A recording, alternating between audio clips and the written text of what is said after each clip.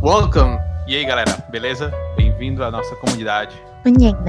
Welcome to our community. Hey, what's going on, guys? It is OGC here. Today we have a new video. We are going to be going over Clash of Fate, the entire thing unedited, brought to you guys, except we're not going to do that.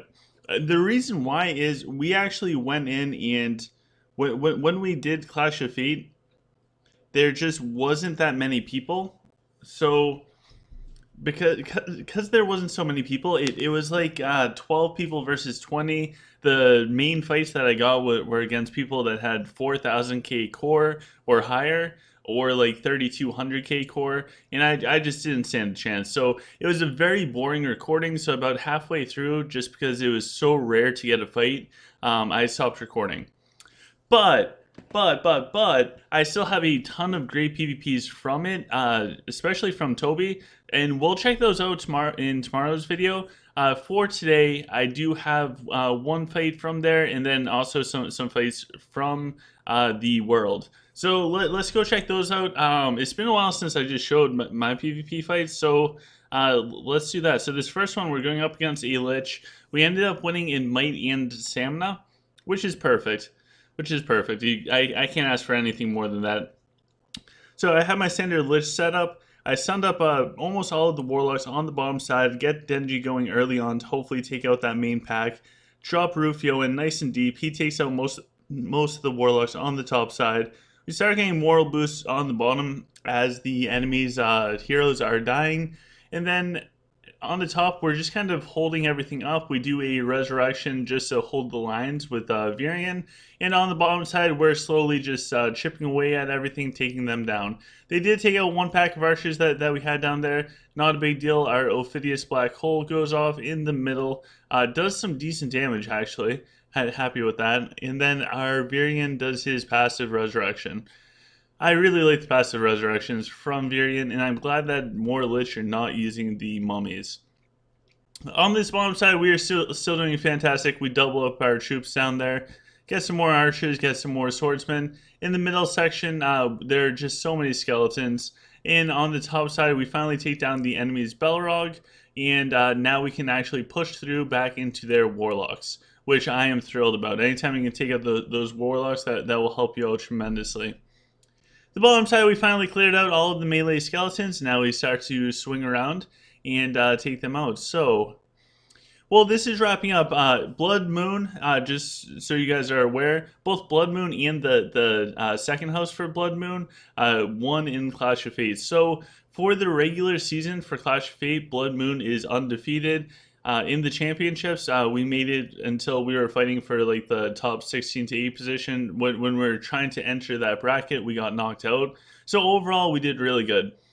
When it comes to the main season, any losses during the championship actually count as wins. So for the main season, we are undefeated. Next, in the real world, we attacked or were attacked by Mr. Pennywise. So Mr. Pennywise absolutely destroyed me when he was Lich, so I think he's about the same core as us. However, he was Lich for a long time, so some of his chakras and stuff might not be totally on point. From here, we can see that I wanted Might and Stamina. This battle was way too close for my liking, and if we take a peek at their dragon, they have Greater Storm Wings, a purple, Corrosive Scales. Alright, so he's trying to get in some of that magic pred, or some of that magic damage from his Onyx, and he also has hero pred. He only has 2 purples, which is fine if that's what he's going for. I prefer a Fortitude, but that's just me. So here we go, we have opposite power sides.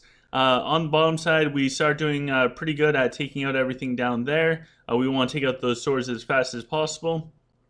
On the top side, we're just stalling everything up the best that we can. Virion is taking a ton of damage. He has his shield going. The enemy is getting off moral boosts. We did drop our Araxius to take out 1 pack of archers. Black Hole comes down. It looks like that's from our Ophidius, which is awesome to tie everything up there. I'm pretty sure our Virion at this point in time did his resurrection to buy us more time on the top. The bottom side, we have finally beat everything. And now it's just a matter of circling around. The enemy duplicated his troops on this bottom side. We get Denji going. Denji should be able to cut right through everything. The enemy is now wrapping around. You'll notice I had my Bane run over, and with my Bane running over, it really stopped Pennywise from fully wrapping around behind me. Luckily, my Bane had plenty of health, so as soon as he broke through that top side and started wrapping around, move the Bane. Bane will hold up everything, and yeah, so that worked out well in my favor. I still took too many losses. This was a real world PvP, so there were losses, and I was on enemy land. I do want to say, although I PvP'd a bunch of people from Yellow, just because of me, I consider them friends. Like I consider Pennywise a friendly player. Really fun to play with them.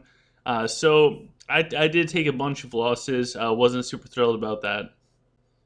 So thanks, Pennywise, making me have to remake troops. Jeez. So the next one, we went up against somebody named Nurse. Up against Nurse, we won in Might and Stamina. If we look at damage taken, wow. So the swords really took a lot of damage. You can see that Nurse also took out a bunch of health. I think I have Nurse beat by like 200 or 300k core. So all considering, they did a fantastic job. So I used the same formation that I used previously. I open up with Raxius. I should go into a leap from Rufio unless Rufio is tied up. So I do the leap with Rufio, and it looks like he was able to do a little bit of damage. His Leos probably didn't take out everything that I wanted him to. Nurse did use their Denji, very smart move, but I ended up taking down their Denji before Denji could do too much damage. On the top side, both are just stalling out nicely. Nurse does a resurrection for all of the swords to stall me out on the bottom. I duplicate the archers in response because who doesn't like more archers? So Nurse does the same thing. They duplicate their troops on the bottom. Domino's wanted to remind me that there's football today. Also, my Virion just dropped. So I have no Swordsman Resurrection at this point in time. I did not use the skill for Virion for the Swordsman Resurrection, which would have just saved me a little bit of troop rush. On this account, I only have 3 months or about 90 days of troop rush, so that one really hurt. I like to save up as much as I can. Anyways, we end up crushing it on the bottom, and we are swinging up towards the top. Now it's just clean up, take out the dragon, and then those last couple of packs. So good fight to Nurse. You did really good. Next, we got Mr. Pennywise again. So this time, I switched my formation. I didn't like having our power size fight opposite of each other. And for this one, I actually put out a pack of Templars, which honestly, I have not done in a real world fight before. So I decided to try it out. Instead of having Templars, Pennywise went with a pack of Priests. Stats are going to be the same. We won in Might and Stamina. And actually, can we see damage taken? All right, we can, but it's nothing out of the ordinary. So it's power side versus power side. His Onyx is annoying with those black holes, but we did start off with Raxius. We stunned up a bunch of his archers. We took down his Belrog before his Belrog got going off, and because of the Knights running in, it just boosted up our archers so much that we plowed through that top side. The bottom side is all stalled out. That doesn't really matter too much. Our Ophidius goes off, takes out some archers. Our Rufio also, I should have mentioned that our Rufio was in the back line, just taking out more archers. So overall, I felt better with this of putting my power side against his power side. The Templars I did like. I don't know how good they do otherwise, but I did like them for what they did in this fight. So good fight to Mr. Pennywise for round number 2.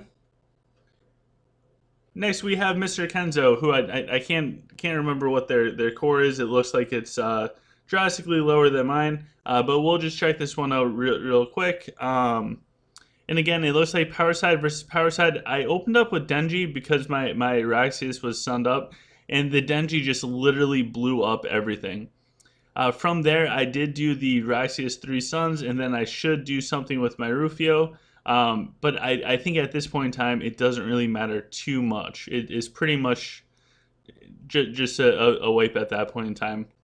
So, like Toby was saying in the interview, make sure that you make sure that you have a backup plan for your backup plan. So if my Raxius is unable to find an appropriate target or is stunned up, I can always go to Denji, and I can rely on Denji. If Denji and Raxius are stunned up, then I have another plan for that, which just looks like spray and pray, because if both my Denji and my Raxius are unable to do anything, then I am in all sorts of trouble.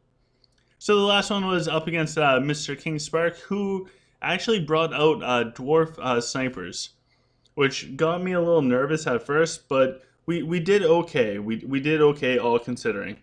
So we won in Might and Stamina again.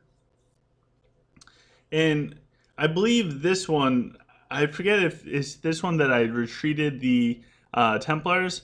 Nope, I did not. I probably should have. But if we look at this top section, can I get this nice and slow? So if we look at this top section, between Denji with the archers with the boost from the Templars, as soon as the Templars crash and our Denji starts hitting, we get the Belrog, and from that moral boost caused by the Belrog, which increases the damage and attack speed and all that other juicy stuff, along with the Zen Templars and Avalon Warhorn, it just creates such a snowball effect on that top section that it doesn't even matter what's going on this bottom area.